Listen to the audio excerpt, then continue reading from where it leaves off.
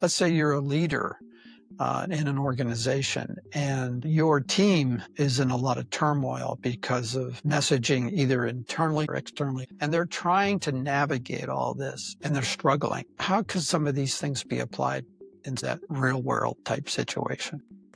Yeah, so when we translate this into leadership, there's two dimensions of that that's important, Joe. I've been through a lot of organizational upheaval. I've been through mergers, acquisitions. I've been laid off twice personally. I was in a circumstance where I laid off lots and lots of other people. There's a real world component to this for sure. And leaders have a special responsibility when it comes to navigating times of radical change. I think first, it's a matter of saying, do I want to be part of this radical change personally or not?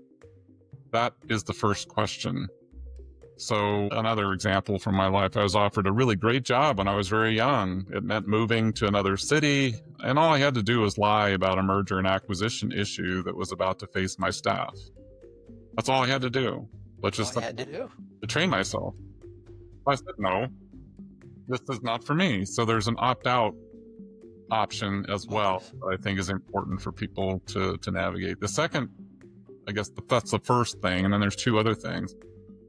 The two other things are, know that you're going to be going through this personally as you're leading people through it themselves. There's a level of authenticity that people can see right through if you're just being the hollow cheerleader, just stiff upper lip, to use from my British upbringing. This idea that we just need to marshal our energy and we'll get through it and so on. You're probably denying your own process, and you're not helping other people authentically process through things themselves either.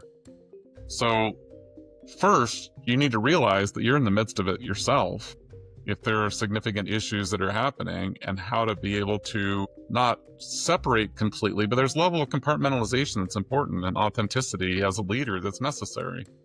So here's a specific example, Joe. When you're talking to your staff about something, yeah, I'm not sure. I don't know how this will affect me personally. I'm concerned about some things too. I get it. And what I do have control over, Joe, at this point as a leader, and you do as staff, you have control over how you feel about all of this. I have control about how I feel about this. So what I'm going to do at this point is be transparent as much as possible. I'll tell you what I can tell you. I'll talk about what I can talk about, and I'll tell you what I can't talk about. And you're going to need to trust me about that. I tell you what I can do and what I can't do. Yes. What do I have control over? I have control over my attitude. Right. When people are afraid of job loss, oh my gosh, the worst thing to do is go hide, because the people that are good at discovering who should go, that's who you look for first, to the people that are hiding. The best thing to do if you're afraid of a job loss, and this comes to the other side of things, make yourself indispensable. Continue focusing on great work. Ladies and gentlemen, in my department that I'm leading here, no, we're not in control of all this other stuff that's happening, but we're still in control of doing great work. So I'm going to go down swinging. If I go down, I'm going to go down doing great things to support the organization, or I'm going to opt out. It's not this worry and wringing my hands and gnashing my teeth and accelerating all the activation of people's adrenaline and the fight, flight, or freeze. I'm not going to be part of that as a leader. Either I'm in or I'm not in. And for leaders, that can be a really hard choice, because we're suffering with fear and anxiety and the unknown, because we're human. And here's one of the weird things that happens in leadership. It's happened over and over and over again. When times are of upheaval, and by the way, this is a natural process. That's something I wanted to share today also. Nature has a regular process of order, disorder, reorder. It happens every year with deciduous trees when they lose their leaves. And guess what? The tree is not worrying about whether it's going to lose its leaves. It's not worrying during the winter whether it's going to come back or not. And it's not worrying when the leaves start showing up again that they're going to eventually fall off. It's just a natural process. Or the caterpillar who goes from a caterpillar into a cocoon and then turns into a moth or a butterfly. There's no worry. The in-between state for a caterpillar before it becomes a butterfly, it doesn't look like either one. Great example. Completely liquefied. It's a little bit like if you walked in the middle of an operating room during surgery, you think murder happened. It doesn't look like it did, and it doesn't look like it will. It's this in-between state. So order, disorder, reorder is natural. The problem is that we don't allow ourselves to see that. We're probably the only species on this planet that actually worries about it. Dogs don't worry about it. They just miss you, and then you come home, and then they're excited. Yeah. So this idea of leaders being able to help staff recognize that disorder is sometimes part of the natural process.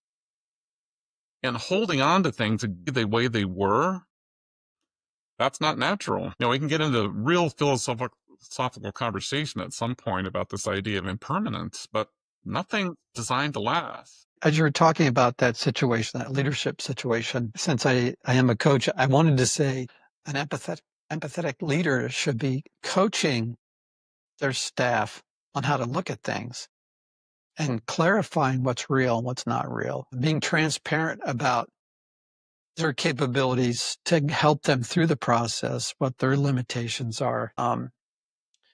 I've often coached people who have been interested in furthering their career, typically technology leaders, but others as well. And one of the common things that happens is they get into a state of angst because they don't feel like they're moving forward. They feel like they can't do anything about it. And sometimes, whether it's their fault or external factors, they're in a situation where success probably, there's not a lot upside for them there.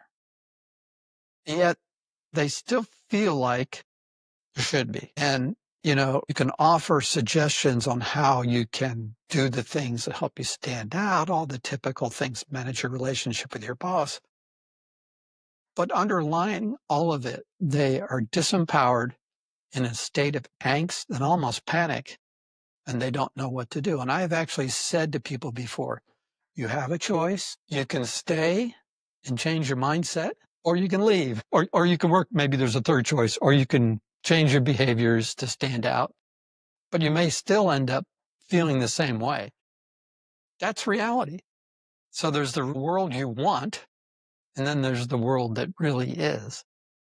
And so, yeah, awareness first, but I just thought as you were going through that and unpacking that situation with your material, that coaching people through these thought processes could be extremely helpful. A coaching program, Bob, you probably already have it designed. Yeah, maybe this goes back to my Quaker background. I don't know. My family goes way back to the Quakers. And one of the things they have is a clearness committee. And a clearness committee is not a place to go get advice. You don't go there to be told anything. What you do is you go there and they ask you a lot of questions.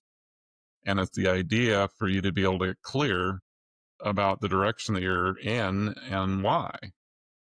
So back to what you're saying, Joe, we always have a choice, even if it's down to how I feel about it. Maybe I have to stay in the circumstance for a period of time, but I can decide how I feel about that.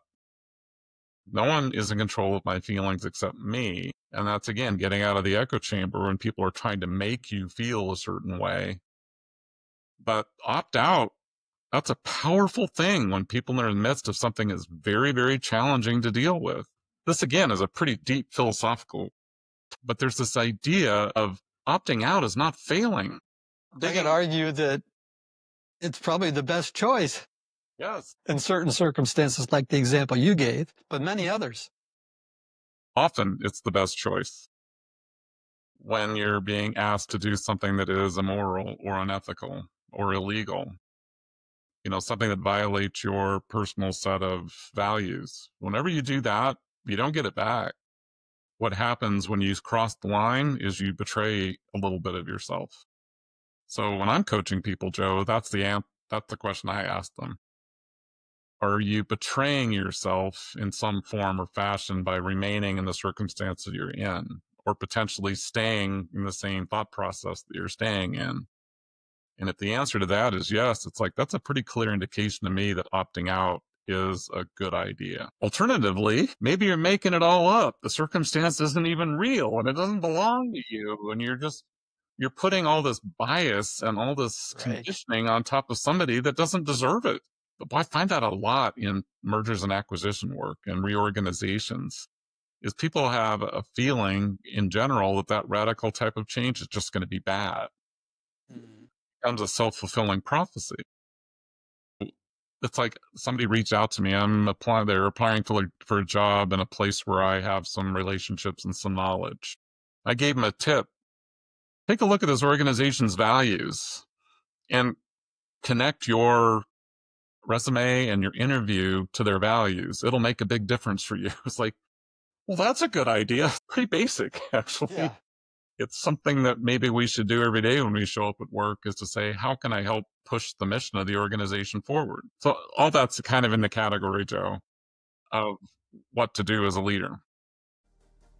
Hey, thanks for joining me today on Titans of Transition. I hope you enjoyed the episode. Please check the show notes for additional information.